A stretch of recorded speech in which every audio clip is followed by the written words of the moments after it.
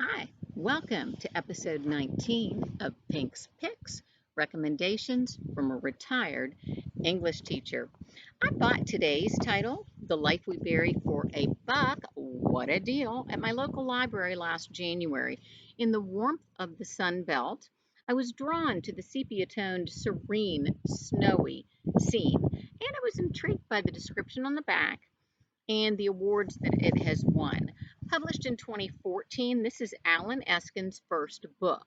Like John Grisham and Scott Turow, Eskens is an attorney, in his case, a criminal defense lawyer who also has a Master of Fine Arts, a program in which he honed his creative writing skills.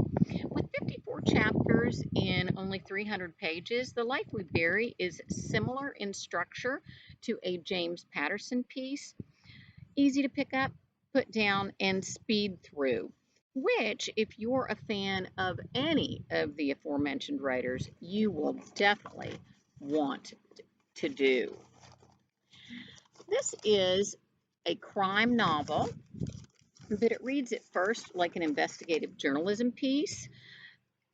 It is not only a mystery, but also a story of redemption.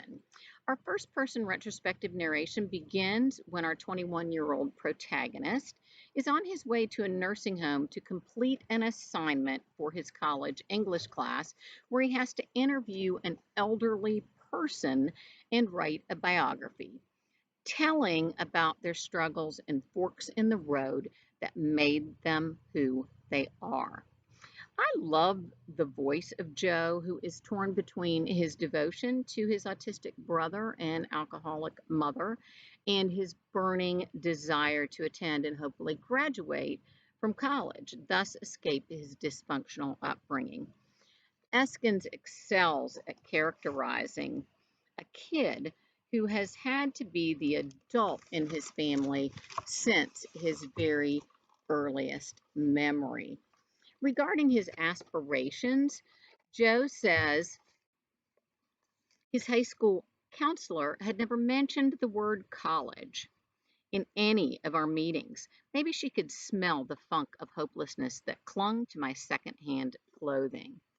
I love the settings. We have 2010 Minneapolis, where Joe goes to school, as well as his hometown.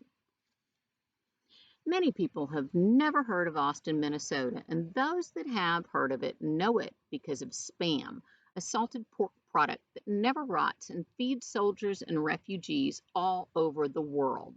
It's the crown jewel of the Hormel Foods Corporation and the nicknamesake of my hometown, Spamtown. They even have a museum in Austin devoted to the greatness of Spam. And if that didn't stamp Austin with the equivalent of a prison tattoo, there was a strike. I love Eskin's pacing. Joe supports himself as a bouncer at a local bar and, as such, has learned effective moves to disarm and remove rowdy patrons. The plot here slowly but satisfyingly builds. So we're surprised, sucker punched, if you will, when this book becomes indeed a thriller. Also love Eskin's characterization, particularly that of Joe's beloved brother, Jeremy, and Carl Iverson, a convicted murderer and rapist released to a nursing home for the remainder of his days due to stage 4 pancreatic cancer, and is in fact the one who Joe interviews. At the end of The Life We Bury, Eskin writes a note to the reader. I hope that you enjoyed reading The Life We Bury. There is no greater honor for a writer than to know that his or her work is enjoyed by the reader. And if you enjoyed The Life We Bury, please tell others and consider posting a review online, for there is no greater support you can give a debut author than your word of mouth recommendation. Mr. Allen Eskens, Esquire, consider it done. It is my pleasure to give this book an A for being an absolutely excellent beach read. Next time, I will discuss the remains of the day. Until then, be safe, stay healthy, and do your homework.